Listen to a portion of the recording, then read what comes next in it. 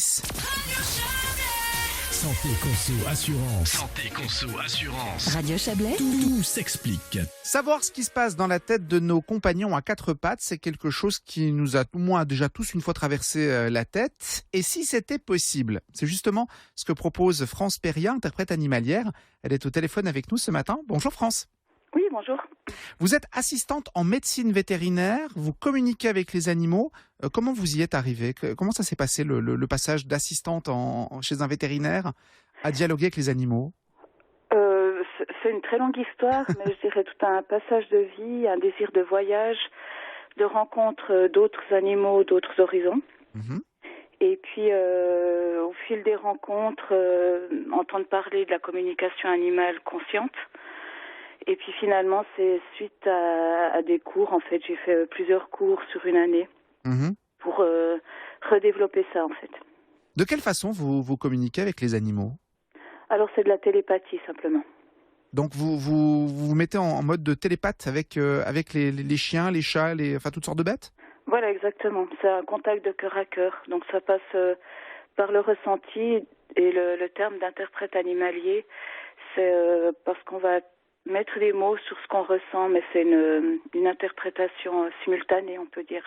Donc c'est vraiment un ressenti. Vous ressentez ce que l'animal vit à ce moment-là? Voilà, oui, tout à fait. Est-ce qu'on peut qualifier ça de don? Alors, oui, dans un certain sens, mais dans le sens où tout le monde a des dons, et après on va choisir de développer tel ou tel don. Et ça, c'est un don que j'ai décidé de développer. Donc voilà, comment vous l'avez travaillé pour pouvoir justement le développer? Alors, par les cours, ça a quand même aidé, en fait, le fait d'être guidé par quelqu'un qui le pratique déjà. Et puis, donc, réouvrir on va dire, le canal de communication. C'est c'est un peu le même canal que l'intuition, on va dire. Et puis, après, c'est beaucoup par la pratique, en fait, et ce qui aide, c'est les validations. C'est-à-dire que quand on communique avec un animal, qu'on ressent telle ou telle chose pour lui, et que la personne responsable de l'animal, qui le connaît bien, puisse nous dire, effectivement, ça ressemble à ça, c'est ce qu'il a fait, etc. Donc il y a effectivement ça, donc vous ressentez des choses que l'animal vit, vous pouvez le transmettre à la personne, comme vous l'avez dit, qui s'en occupe. On aura tout à l'heure l'occasion de développer le terme de maître ou de maîtresse de l'animal. Et puis là, il y a validation, donc vous vous dites, ok, je suis dans le juste, c'est ça? Oui, ça aide. Au début, en tout cas, vraiment pour pouvoir un peu prendre confiance en soi, en fait, dans ce qu'on ressent, parce que le ressenti, l'intuition, c'est quelque chose où on a été, j'ai envie de dire, brimé depuis tout petit. On nous fait croire qu'on ne sait pas, puis il y a toujours quelqu'un de plus grand qui sait mieux que nous, que ce soit un parent, un professeur quand on est à l'école, un patron quand on est salarié, etc. Donc c'est vraiment de reprendre confiance en ce qu'on ressent, ce qui effectivement vient d'une communication avec l'animal. Est-ce que ça pourrait s'apparenter à de la voyance? Je pense que oui, d'une certaine façon, c'est-à-dire que je pense que c'est un canal similaire pour pouvoir prendre contact avec la personne. Je pense que dans les histoires de voyance, on a contact avec des parties de la personne, justement, où il y a son passé, où il y a des images qui peuvent venir. Et d'une certaine façon, c'est ce qu'on fait avec l'animal. Quand on demande à l'animal, qu'est-ce que tu as vécu à ce moment-là, ou qu'est-ce que tu vis là, puis qui nous montre des images de son passé, on peut presque parler de voyance, mais en même temps, je voudrais pas qu'on mélange tout, en fait. Ouais. Donc vraiment, vous êtes interprète animalière. Alors, vous avez beaucoup parlé, France Perria, de cours. Est-ce que ça pourrait être donné à tout le monde? Est-ce que si demain, j'avais envie d'essayer de comprendre ce qui se passe dans la tête de mon chat, je pourrais prendre un cours et ça suffirait? Oui, non. Alors, oui, parce qu'à travers les cours, en fait, très vite. Enfin, moi, je vois encore hier, j'ai donné un cours de base, donc justement un cours où on retrouve cette connexion.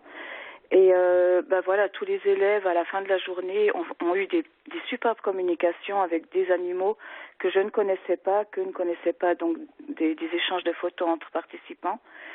Et donc on peut retrouver ça. Maintenant, non, ça ne suffit pas, parce que c'est clair que comme tout nouvel apprentissage, il faut le pratiquer et encore le pratiquer. Donc c'est à travers la pratique qu'on va vraiment mieux développer ça. Et comme j'explique toujours, il y a des cours et il y a une formation. Et les cours, moi je veux bien les donner, mais la formation, c'est les animaux qui la donnent. C'est à travers les communications qu'on va faire et la pratique. On ressent, vous entendre que les animaux ont une grande place. On va avoir l'occasion de développer ça d'ici 10 heures. Justement, comment se tisse le lien avec les animaux? C'est ce dont nous parlerons dans quelques instants. 9h, 10h, Prévention, pédagogie, optique. tout s'explique. Tout s'explique sur Radio Chablais. Et s'il était possible de communiquer avec nos animaux, comprendre ce à quoi ils pensent et du coup les voir sous un jour nouveau? Communiquer avec nos amis à poil, plumes et écailles, c'est ce que fait France Perria, interprète animalière. Elle est au téléphone avec nous sur Radio Chablais ce matin. France, comment vous entrez en contact avec les animaux? Comment ça se passe? Dans le concret, Oui. ouais. Donc comme je disais, c'est de la télépathie. Donc en fait, simplement avec la base d'une photo, on peut rentrer en contact avec l'animal. Donc c'est vraiment simplement de se détendre en fait. Et très vite, le contact vient du moment qu'on ouvre son cœur, en fait, qu'on est prêt à vouloir communiquer avec l'animal. Et puis, il faut aussi avoir l'accord de l'animal pour ça. Mhm. Donc, on lui demande simplement est-ce qu'il est OK maintenant, au moment où on fait la demande. Et après, ça se passe de cœur à cœur. Donc, c'est presque comme une communication normale, comme on a nous deux maintenant, Mhm. mais silencieuse, parce que c'est par le cœur. Mais donc, une photo... Excusez-moi, c'est peut-être affreux ce que je dis, mais les chats, il y a beaucoup de chats qui se ressemblent. Qu'est-ce que ça va amener de différent? C'est un contact? Est-ce que dégage la photo? Non, pas du tout. Pour certaines personnes arrivent à le faire sans photo. Moi, je suis rassurée avec une photo, en fait. Ok. En ayant une photo, le nom et l'âge de l'animal, j'aime dire que c'est comme avoir le bon numéro de téléphone pour Ouais. les appeler. Ok. Mais enfin, ça sous-entend quand même beaucoup de choses, notamment une conscience animale, par exemple. Complètement. Oui, non, c'est clair qu'ils ont une conscience merveilleuse, même avec des enseignements hors du commun. Parce qu'on a tendance à penser que, voilà, c'est un chat, c'est un chien, c'est un poisson, il pense à rien, et puis le poisson, il fait le tour de son bocal et c'est fini. Donc voilà, on est au-delà de ça. Complètement. Oui, vraiment. C'est très surprenant. Moi, les animaux m'ont donné des informations, pas top secrètes, mais vraiment intéressantes, quoi. Il y a des animaux qui sont de fantastiques philosophes, par exemple. J'ai eu des théories.